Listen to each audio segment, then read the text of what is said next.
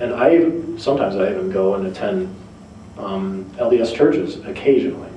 Sometimes I do. And then I think it's actually really fun to be able to attend, Buddhist temples. Actually, I haven't yet. Or any other religious temple. I would love to go. And I really love to have open discussions. I think what we all are concerned about is we're not going to be heard on both sides of the argument. Or the other side just won't listen.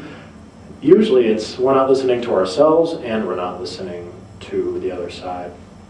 Because if we really listen, then hopefully then we will be able to better understand each other. So now, is everyone kind of a little frustrated with that quiz now? Anybody? I'll show you the answers to the quiz. Here we go. You have your cards ready.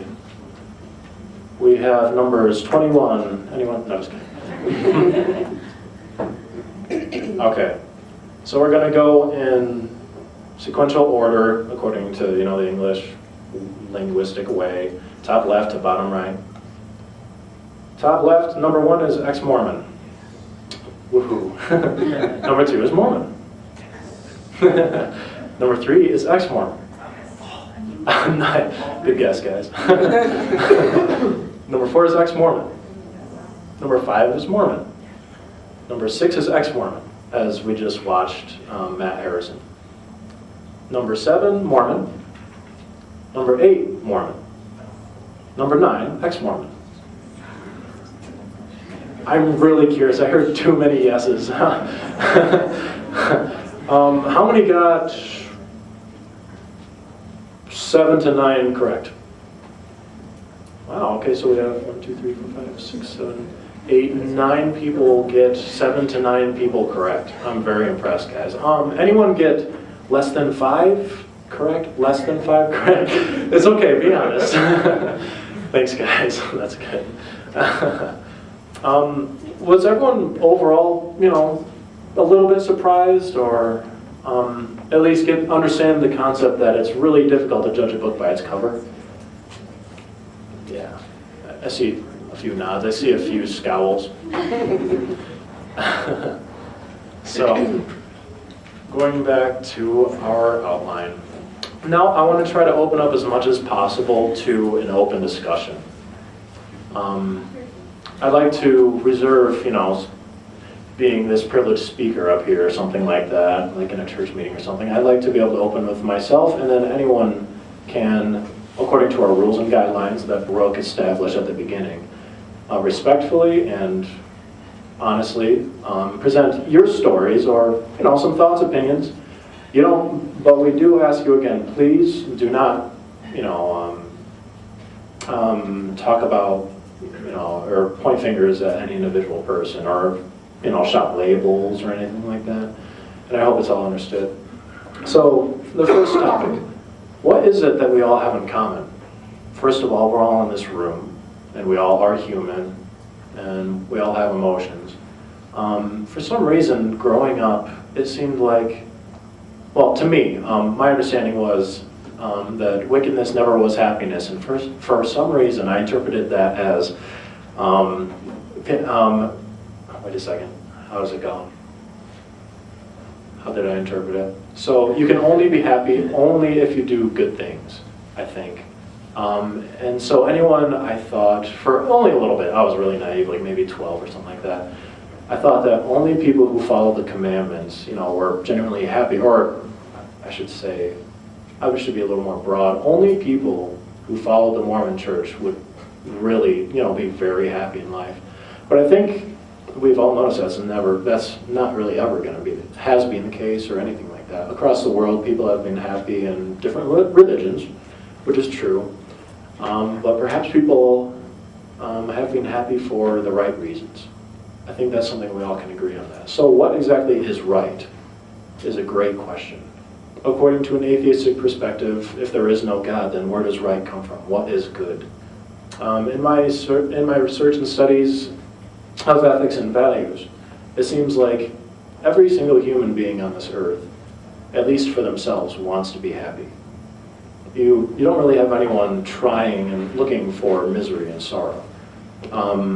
There's some interesting cases of people who self-mutilate, for example, or are bulimic, but in a psychological sense that provides them pleasure in knowing that if, for example, they cut, that expels some emotions.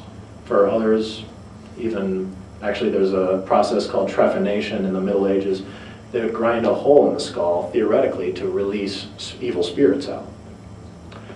And whether that's true or not is still under scrutiny, but so there's such interesting concepts as that. So what we all have in common, I'd like to propose, is that we all at least want to be happy.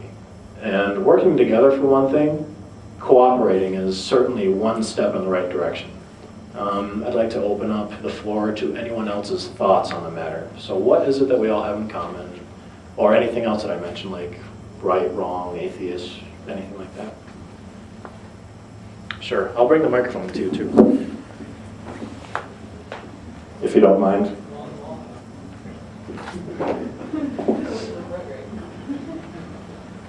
Here I come.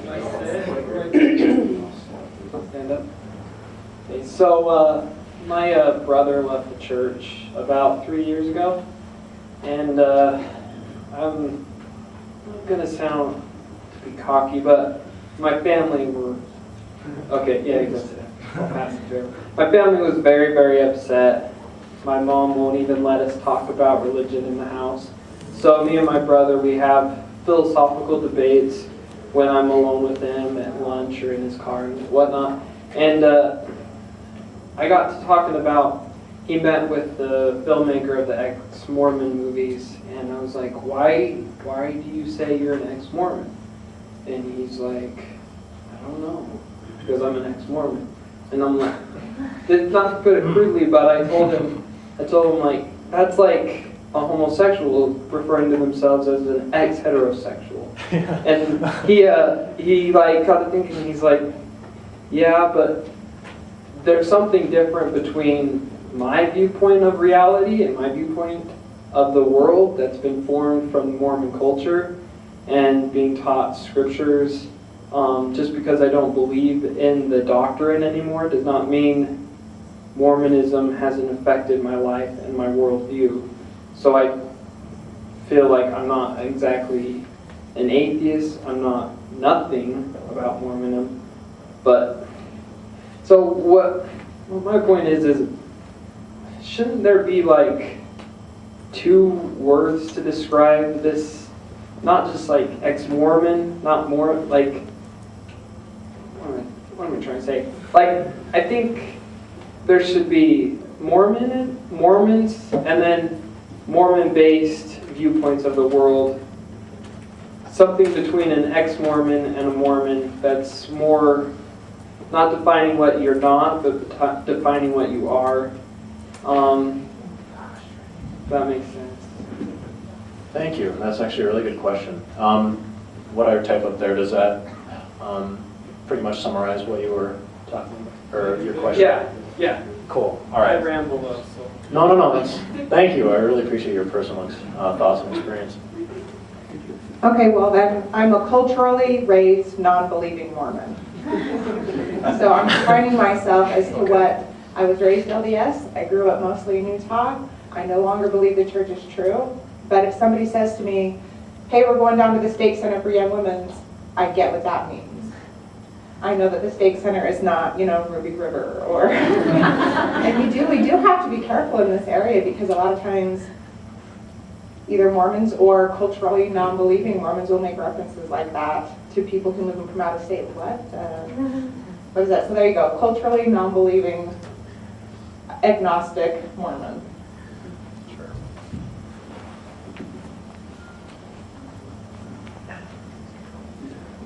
Being from New York, there's a lot of new terms in Utah too for Mormons when I came to.